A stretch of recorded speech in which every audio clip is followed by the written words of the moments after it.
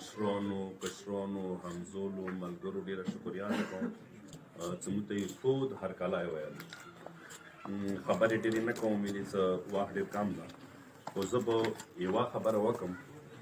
د پښتونولۍ کې پښتنو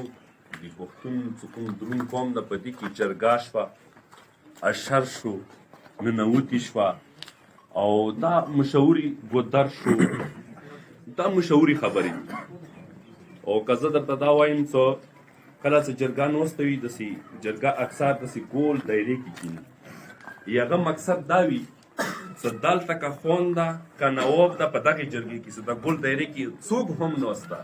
خوند ده نواب ده فقیر ده شپون ده دا برابر دي ای دایرې مقصد همدا وي چې دایرې کې کښېني هغه مقصد همدا وي په جرګې کې چې دا برابر دي اول خبره خو دا چې په عوامي نیشنل پارټي کې خوند ده نواب ده شپون ده تعلیم یافته ده انپړه ادنا کارکون نه ونیسه لیډره پورې ټول برابر دي دې کې دا خبره نشته چې دا نواب ده دا خوند ده دا شپون ده دا غریب ده دا مالداره ټول برابر دي نمبر یک خبره ده دا دیمو خبره نه دا دیمو فخر افغان بچا خان بابا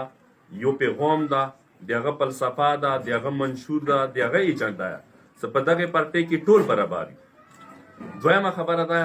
چې کله یو سړی ته کور ته راشي موږ اکثر پښتنو په دې دروند قوم کې د پښتنو په قومونو کې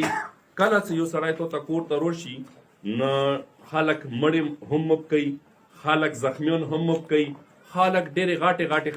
خبرونه تېرېږي او چې څوک ورته کور ته راغلی وي د میلمه احترام کوي د هغه عزت کوي نن نوروز تاسو ته راغله ده کور ته نو زه د سرو غوړګو پښتنو